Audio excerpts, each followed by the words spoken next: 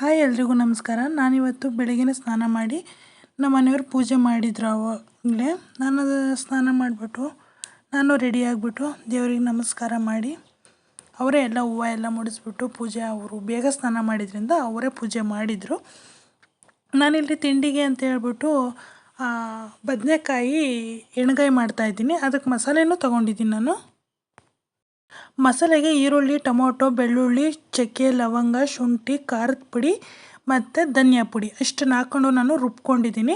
ಬದನೆಕಾಯಿನ ಎಳೆಯ ಬದನೆಕಾಯಿನ ತೊಗೊಂಡು ಅದ್ರ ಹಿಂದಗಡೆ ಇರುತ್ತಲ್ಲ ಆ ತೊಟ್ಟನ್ನ ಕಟ್ ಮಾಡಿ ಅದನ್ನು 4 ಪೀಸ್ ಮಾಡಿ ಹಚ್ಚಿಟ್ಕೊಂಡಿದ್ದೀನಿ. ಬೇರೆ ಕ್ಲೀನ್ ಮಾಡಬೇಕು, ಅದನ್ನು ಹುಳ ಎಲ್ಲ ಇರುತ್ತಾ ಅಂತ ಹೇಳ್ಬಿಟ್ಟು ತೆಗೆದುಬಿಟ್ಟು ಆಮೇಲೆ ಕ್ಲೀನ್ ಮಾಡಿ ಒಂದು ಇದಕ್ಕೆ ಹಾಕ್ಕೊಳ್ಳೋಣ.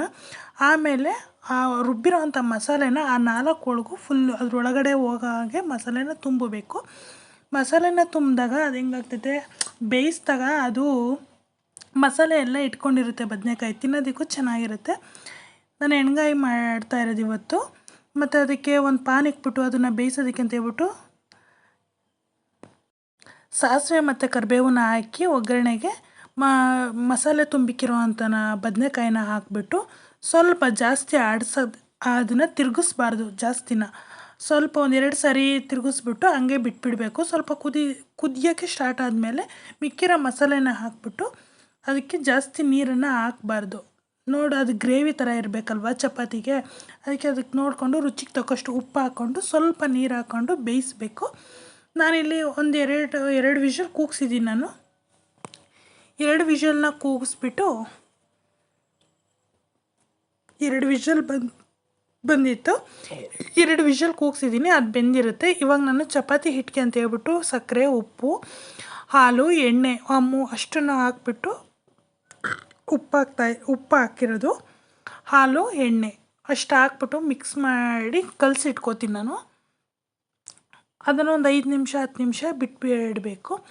ಇಲ್ಲಿ ಬದನೆಕಾಯಿ ಪಲ್ಯನೂ ಆಯಿತು, ಎಣ್ಗಾಯಿ ಮತ್ತು ಚಪಾತಿ ತುಂಬಾ ಚೆನ್ನಾಗಿ ರುಚಿಯಾಗಿತ್ತು. ಎಲ್ಲರೂ ಇಷ್ಟಪಟ್ಟರು. ಹಾಗೆ ಇವತ್ತು ಕೆಲಸ ಮನೆಯಿಂದ ಮುಗಿಸ್ಕೊಂಡು ನಾವು ಹೊಲ್ದ ಹತ್ರನೂ ಬಂದಾಯಿತು. ಬಂದು ಹುಲ್ಲು ತೋಟದಲ್ಲೆಲ್ಲ ಹುಲ್ಲಿತ್ತು ಅಂತೇಳ್ಬಿಟ್ಟು ಹುಲ್ಲೂ ಹೊಡೆದ್ವಿ. ನಮ್ಮ ಮನೆಯವ್ರು ಹೊಡಿತಾಯಿದ್ರು. ನಾನು ಅವ್ರ ಜೊತೆನೇ ಹೋಗಿದ್ದೆ, ಏಕೆಂದರೆ ಅಲ್ಲಿ ನಾನು ಹೋಗಬೇಕಿತ್ತು, ಅದಕ್ಕೆ ಹೋಗಿದ್ದೆ. ಮತ್ತು ನನ್ನ ಯೂಟ್ಯೂಬ್ ಚಾನಲ್ನ ಯಾರೆಲ್ಲ ಸಬ್ಸ್ಕ್ರೈಬ್ ಮಾಡದೆ ನೋಡ್ತಿದ್ದೀರೋ ಸಬ್ಸ್ಕ್ರೈಬ್ ಮಾಡಿ, ಹಾಗೆ ಒಂದು ಲೈಕ್ ಕೊಡಿ ಮತ್ತು ಶೇರ್ ಮಾಡಿ ಸಪೋರ್ಟ್ ಮಾಡಿ ಅಂತ ಕೇಳ್ತೀನಿ.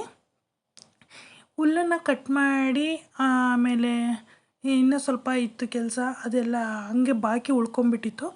ಅದನ್ನು ನಾನು ಮುಂದೆ ತೋರಿಸ್ತೀನಿ ವಿಡಿಯೋ ಮಾಡಿ. ಇವತ್ತಿಗೆ ಇಷ್ಟು